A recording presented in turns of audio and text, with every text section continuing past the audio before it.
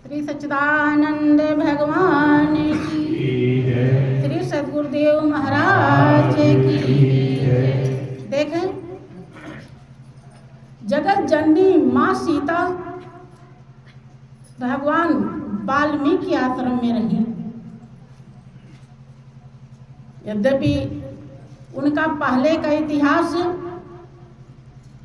कुछ अजीब बताया जाता है कि वो रत्नाकर नाम के डाकू थे, लेकिन जब उन्होंने अवसर का लाभ उठाया, ये अवसर जब उनके जीवन में मिला, संत उनके जीवन में आए, तो उन्होंने सच्चाई को समझने में देरी नहीं किया, उधार नहीं किया। बंधु, सभी लोग उधार करते हैं कि आज कहे कि काल भजूंगा, काल कहे कि काल, और आज काल के करत ही अवसर जासी चाल।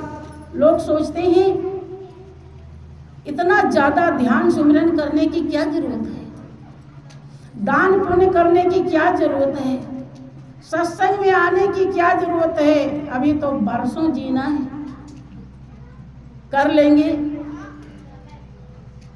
कारण सही से रत्नाकर डाकू जैसा अवसर का लाभ नहीं उठाया।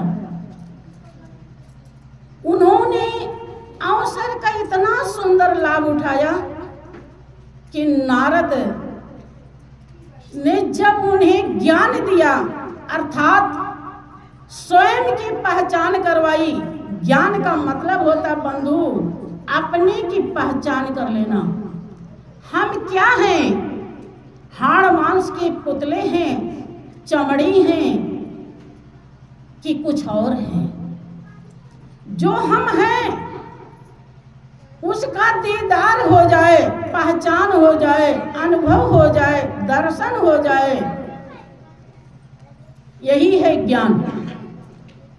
इसे ही महापुरुष ज्ञान कहते हैं कि आत्म ज्ञान ज्ञान है और सब अज्ञान, जैसे गोला तोप का साफ करे मैदान। आत्मा का ज्ञान ही ज्ञान है बंधु, और सब शुभ कर्म है, यही फल है। और दुनिया में जितने भी कर्म हैं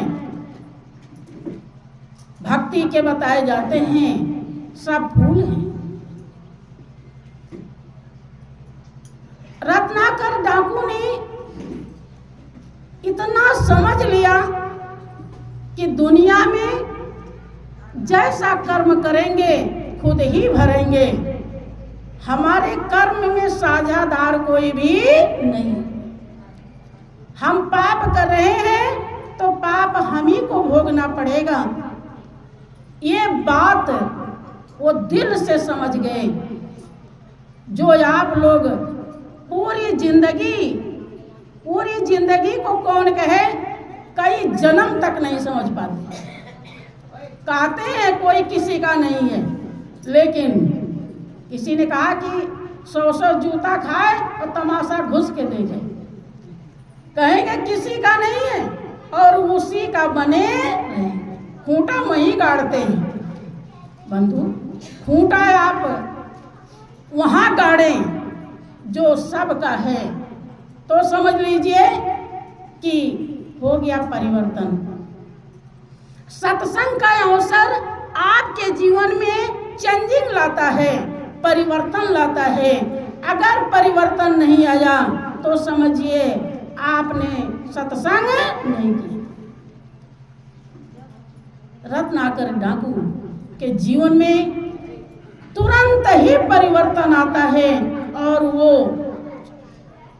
घर परिवार, बीवी बच्चे, धन दौलत, मार काट, लड़ाई झगड़ा, झंझट, जितनी भी ओढ़नी है दुनिया दुनिया में जो ओढ़ करके मनुष्य प्राणी 84 लाख योनि का शिकार बन जाता है, उस सब ओढ़नी को ज्ञान रूपी अग्नि में भस्म कर देते हैं और ऐसा ध्यान में बैठ जाते हैं कि उनके शरीर में दीमकों ने अपना घर बना लिया, बावी बना लिया, इसीलिए उनका नाम वाल्मीकि पड़ गया।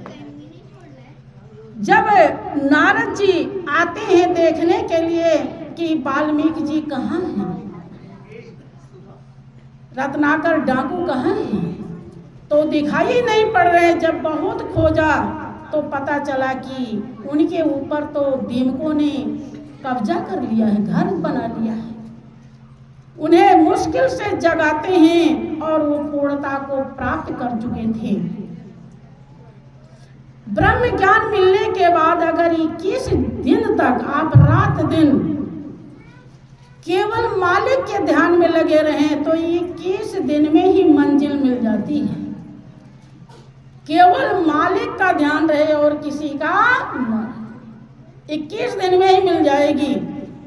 वाल्मीकि भगवान वाल्मीकि बन जाते हैं और माँ सीता उन्हीं के शरण में जाती है। आप लोग सुनते हैं कि धोबी ने ताना मारा था, तब भगवान राम ने सीता जी को वन में भेज दिया था। नहीं,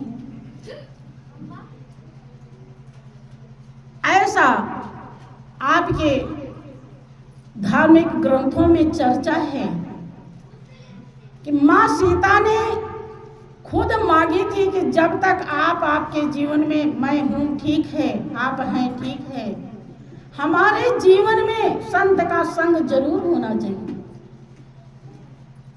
वो तो एक बहाना था, और अगर सीता जी को भेजना ही था तो माँ वाल्मीकि के आश्रम में क्यों हुई? रहस्य को समझिए, क्योंकि वहां अगर नहीं जाती तो इतनी महान बनती। सीता जी के 2 बच्चे लव और कुश दोनों वाल्मीकि के आश्रम में पैदा होते हैं और दोनों इतने महान होते हैं, संत की कृपा और दया का लाभ उठाते हैं। वो उन्हें इतना महान बना देता है। जो भगवान राम की सेना रावण पर विजय प्राप्त करके आई थी, उस सेना को मार भगाया उन दोनों बच्चों ने, हरा दिया। अब गौर करें, ध्यान दें तो बात समझ में आएगी। भगवान राम के 4 भाई थे, चारों के 2-2 बच्चे थे, सबके 2-2 बेटे, लेकिन औरों का नाम किसी विशेष से पूछिए तो शायद बता सके, लेकिन राम के बेटे को सभी जानते, क्योंकि वो वाल्मीकि के आश्रम में पले, जिन्होंने अवसर का लाभ उठाया।